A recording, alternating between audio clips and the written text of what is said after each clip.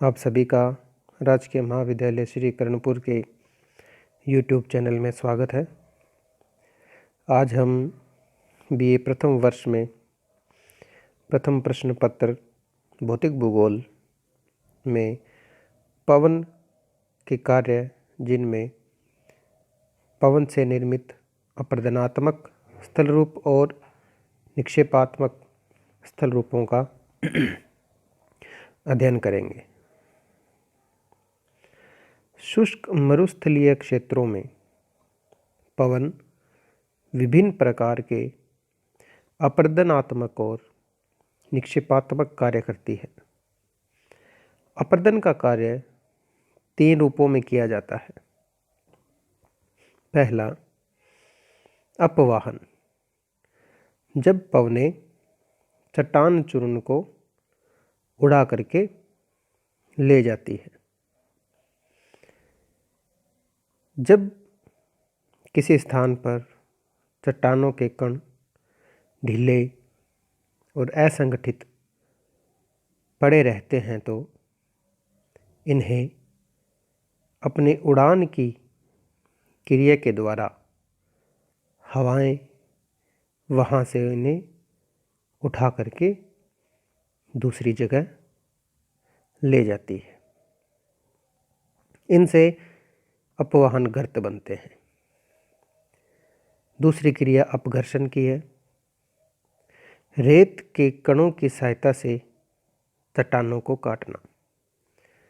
जब पवन उड़ती है तो उसके साथ कंकड़ पत्थर हवा में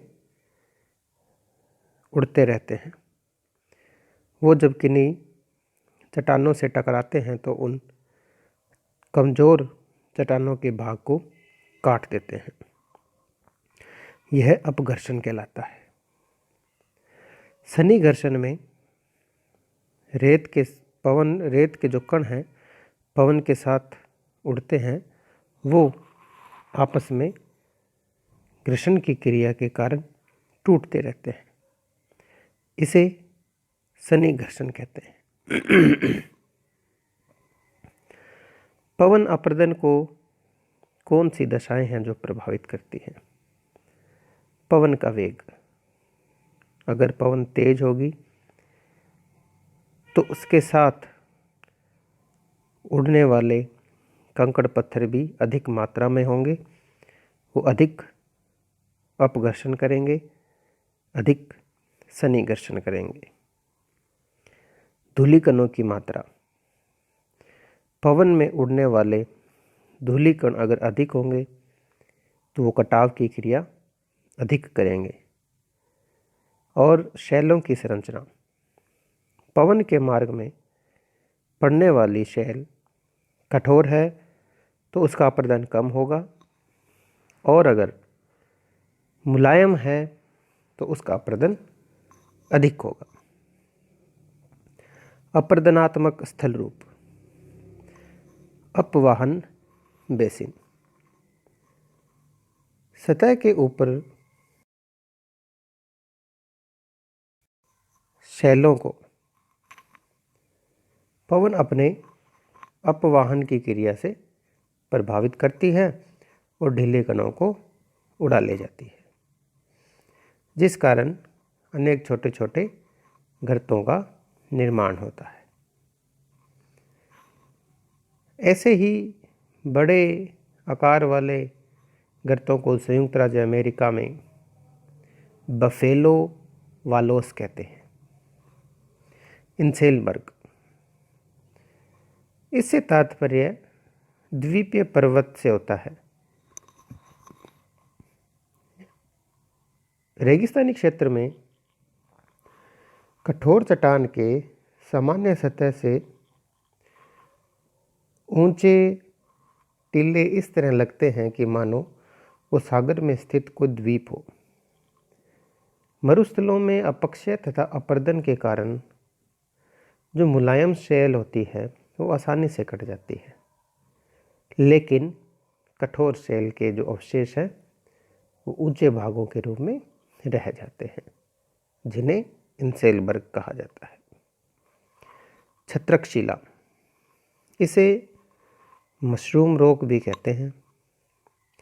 जब किसी चट्टान का कटाव इस तरह से हो जाता है कि वो ऊपर से चौड़ाई में अधिक तथा नीचे बीच में अधिक कटाव के कारण भाग संकरा हो जाता है, तो इस प्रकार की स्थलाकृति को मशरूम रॉक कहा जाता है।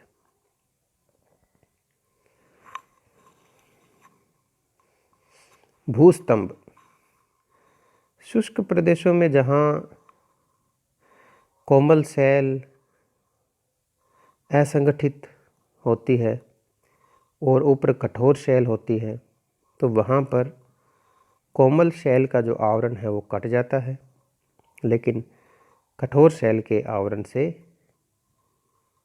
जो पवन है उसे वो नहीं काट पाती और वो ऊपर उसके जमा रहता है। तो इस प्रकार के स्थल रूप को भूस्तंभ कहते हैं। जूजेन, मरुस्थलीय भागों में यदि कठोर और कोमल शैलों की जो चट्टानों की परतें हैं वो समानांतर एक दूसरे की होती हैं, तो अपक्षय द्वारा अपर्दन के कारण एक ऐसा स्थल रूप बनता है जो कि ढक्कनदार द्वात के समान होता है, जिसका ऊपरी भाग कम चौड़ा और नीचे का भाग अधिक चौड़ा होता है। इसे जूजेन कहा जाता है। यार्डंग,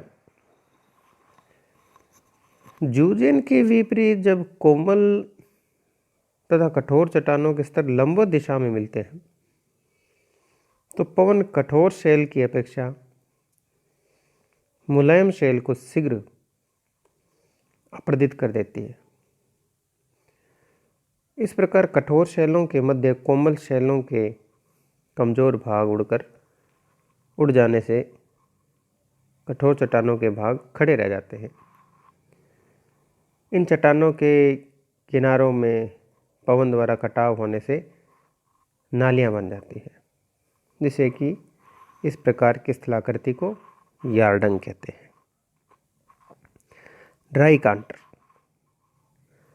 पथरीले मरुस्थलों में सतह पर पड़े शिलाखंडों पर हवाएं अपर्दन से खरोंचें लगा देती है, जिस कारण शिलाखंड के टुकड़े इस तरह की नक्काशी हो जाती है कि उनकी आकृति चतुष्फलक जैसी हो जाती है, जिसमें एक फलक धरातल पर रहता है, बाकी 3 फलक बाहर की ओर होते हैं।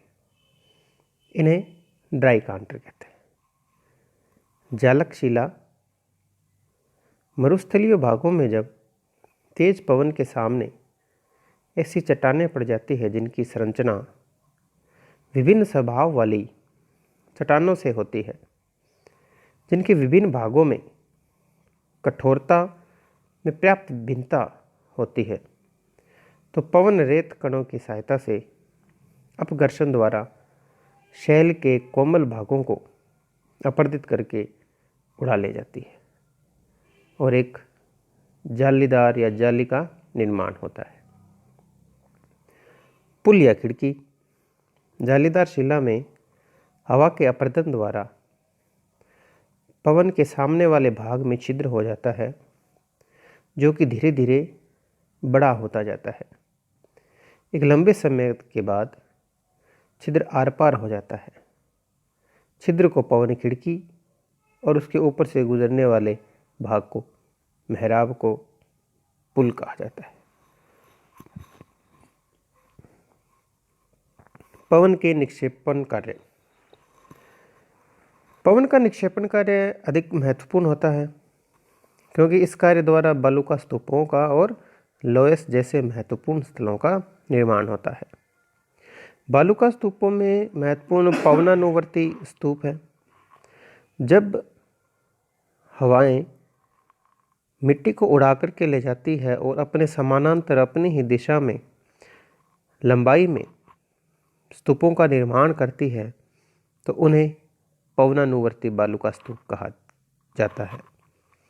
इनमें सीफ की आकृति के बालू का स्तूप महत्वपूर्ण है। फिर अनुप्रस्थ बालू का स्तूप। जब मिट्टी का जमाव हवा के सामने एक दीवार की भांति अनुप्रस्थ तरीके से होता है तो इस प्रकार के स्थल रूपों को अनुप्रस्थ बालू का स्तूप कहते हैं, जिनमें बरखान एक विशिष्ट रूप होते हैं। इनका आकार नवचंद्राकार या चापाकार होता है। तुर्किस्तान में ये अधिक संख्या में मिलते हैं। बरखान मुख्य रूप से प्रचलित हवा के अनुप्रस्थ दिशा या समकोण पर निर्मित होते हैं। पवन की ओर वाला ढाल उत्तल तथा पवन के विमुख वाला ढाल अवतल होता है। इसके शिखर की ओर पूर्ण विकसित 2 सींग होते हैं, जैसे कि इस स्थलाकृति से पता चलता है। लोयस। पवन द्वारा उड़ाई गई धूलों के निक्षेप से निर्मित जमाव को लोयस कहा जाता है और इनका सबसे ज़्यादा जमाव विश्व में चीन में।